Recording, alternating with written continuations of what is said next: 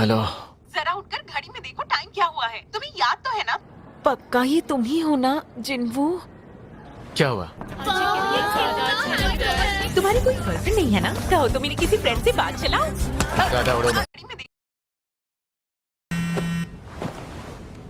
Hello. जरा उठकर घड़ी में देखो टाइम क्या हुआ है। तुम्हें याद तो है ना? पक्का ये तुम ही हो ना जिन्वू? क्या हुआ?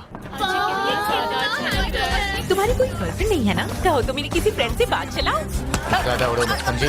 उसका मॉक एग्जाम का रिजल्ट भी बहुत अच्छा आया है ना कि पावर जाग गई। तो क्या आप अपनी तरह उसे भी एक हंटर बनाना चाहेंगे? कभी नहीं। क्या तुम जीना के भाई हो? मुझे कोई आइडिया नहीं हमारी टीचर ने तुमसे क्या कहा। तुम एक ई रैंक हंटर हो, इस तरह तुम पैसे नहीं कमा पाओगी। अगर तुम यहाँ लेक्चर देने आए हो तो वापस चले जाओ। चलो मेरे साथ। तुम्हें लगता है कबाड़ सी जगह मेरा घर है? तो आप यहाँ कब तक रहने वाले हैं?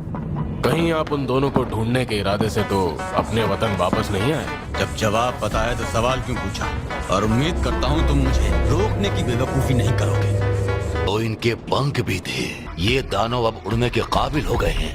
हाँ, काफी वक्त बीत गया। मुझे तो लगा था हम फिर कभी मिल ही नहीं पाएंगे मिस्टर संग। वैसे आपकी टाइमिंग कमाल की है।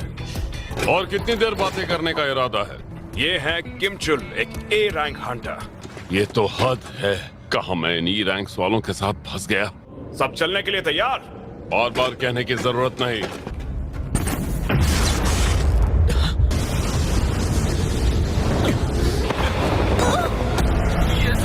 जल्दी से जल्दी प्राइवेट स्ट्राइक टीम को बुलाओ। गेट अचानक गायब कैसे हो गया? और हम इस वक्त हैं कहाँ पर? वो एक रेड गेट था। अच्छा ये सी रैंक तहखाना है तो? वो सभी बहुत ऊंचाई पर है और काफी दूर भी। रेड गेट मतलब हम बाहरी दुनिया से पूरी तरह कट चुके हैं। एक बात और, इतने बड़े ग्रुप को मैं अकेला कमांड नहीं कर सकता। अगर हम यूं ही खड़े रहे या तो हम ठंड से मर जाएंगे वरना उनका शिकार बन जाएंगे। ये लड़की जिसकी ये पहली रेड है और तुम एक सी रैंक या उससे कम रैंक वाला नहीं, इसीलिए मैं किसी बोझ की रखवाली नहीं करूंगा। तुम एक ई रैंक हंटर तो नहीं हो ना? हम सब इस रास्ते की तरफ जाने वाले हैं। तब तो हम जंगल के रास्ते से जाएंगे। कैप्टन यहाँ? हम ई रैंक वाले उस ग्रुप को मरने के लिए छोड़ आए हैं। उनके पास एक सी रैंक और पाक की जीन है जो खुद एक बी रैंक हंटर है। तो मुझे क्यों लगा कि वो ई रैंक हंटर उनका लीडर है? तुम सबको जिंदा रहने पर फोकस करना होगा। ये देखो पंजों के निशान। ये जरूर बर्फीले भालुओं का इलाका होगा।